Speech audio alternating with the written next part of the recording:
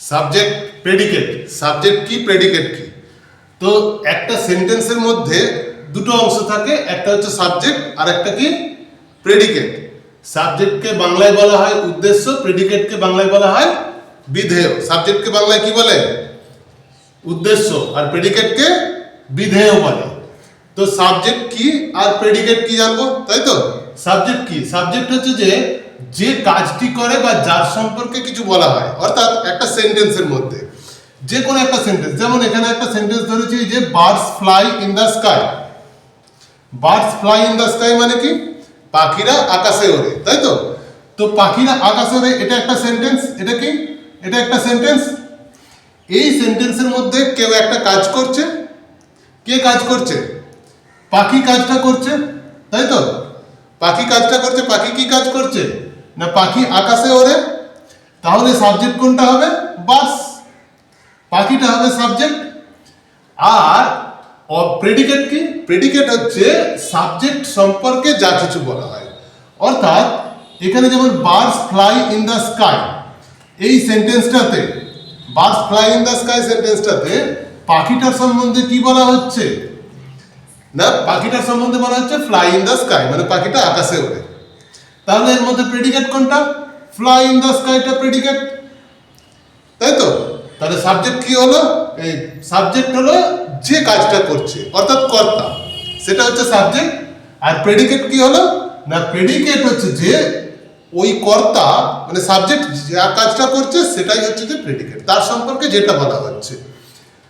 তো সাবজেক্ট সবসময় নাউন বা প্রোনাউন হয়। কি বললাম? সাবজেক্ট সবসময় নাউন বা প্রোনাউন হয়। নাউন মানে কি? নাউন মানে কোনো নাম বোঝাবে। যেমন এই যে রাম, শ্যাম, যা কিছু, রাম, শ্যাম, এই ধরনের যে কোনো নাম বোঝালে সেটা কি হবে? নাউন। আর হচ্ছে যে প্রোনাউন কোনগুলো? না, নামের পরিবর্তে যেটা বসানো হয়। যেমন রাম নামের পরিবর্তে কি বসালাম? হি, তাহলে হিটা হবে প্রোনাউন। কোনো মেয়ের নাম হলে তার পরিবর্তে আমরা কি বসাই? সি বসাই। হি মানেও সে, সি মানেও সে। ছেলেদের ক্ষেত্রে হি বসাই, মেয়েদের ক্ষেত্রে সি বসাই।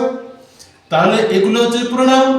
এই নাউন বা প্রোনাউন থাকলে সেটা হচ্ছে যে সাবজেক্ট, আর সাবজেক্টের সম্পর্কে যা কিছু বলা হচ্ছে সেটা প্রেডিকেট। এইবার এই দুটো সেন্টেন্স দিয়েছি, দে প্লে ফুটবল আর রিড ওয়েল। এই সেন্টেন্সটা তো খুব ইজি, এর মধ্যে সাবজেক্ট প্রেডিকেট সহজেই খুঁজে পাওয়া যাচ্ছে, তাই তো? দেটা প্রোনাউন আছে, দেটা সাবজেক্ট, আর প্রেডিকেট কোনটা? প্লে ফুটবল, এটা হচ্ছে প্রেডিকেট। এটা সহজেই বুঝে গেলাম, কারণ হচ্ছে যে দের সম্পর্কে বলা হচ্ছে তারা ফুটবল খেলে, তাহলে যা তার সম্পর্কে দের সম্পর্কে যেটা বললাম সেটাই হয়ে গেল প্রেডিকেট। কিন্তু এরপরে যেটা আছে রিড ওয়েল, মানে ভালো করে পড়ো, এর মধ্যে সাবজেক্ট কোথায়? কোথায় সাবজেক্ট? না, ওয়েল সাবজেক্ট নয়, রিড ওয়েল। মানে এই সেন্টেন্সটাতে দেখ সাবজেক্টটা নেই কো, তার মানে আমি তোদেরকে বলছি যে রিড ওয়েল, তার মানে তোমাকে বলছি যে রিড ওয়েল। অ্যাকচুয়াল সেন্টেন্সটা ছিল you read well. You read well মানে তোমরা ভালো করে পড়ো, তাই না? এটাকে যখন আমরা উপদেশ দিই বা আদেশ দিই, এরকম ইম্পারেটিভ সেন্টেন্সের ক্ষেত্রে আমরা রিড ওয়েল বলে ছেড়ে দিই। কিন্তু অ্যাকচুয়াল বলতে চাইছি কি? ইউ রিড ওয়েল, মানে তুমি ভালো করে পড়ো বা তোমরা ভালো করে পড়ো। তাহলে ইউটা হচ্ছে সাবজেক্ট। তাহলে দেখো এখানে সাবজেক্ট নেই, অথচ নতুন করে আমাকে নিয়ে আসতে হচ্ছে, তাই তো? কোন সেন্টেন্সের ক্ষেত্রে হবে? এগুলো একমাত্র ইম্পারেটিভ সেন্টেন্সের ক্ষেত্রেই সাবজেক্ট চেনাটা প্রবলেম হবে, ইম্পারেটিভ সেন্টেন্সের ক্ষেত্রে। এছাড়া কিন্তু কোনো প্রবলেম নেই। তাহলে ইউটা হলো সাবজেক্ট, আর রিড ওয়েল তোমার সম্পর্কে কি বলা হচ্ছে? ভালো করে পড়াশোনা করো। রিড ওয়েলটা প্রেডিকেট, বোঝা গেল?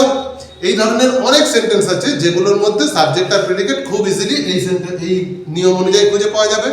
বাস এই পর্যন্ত।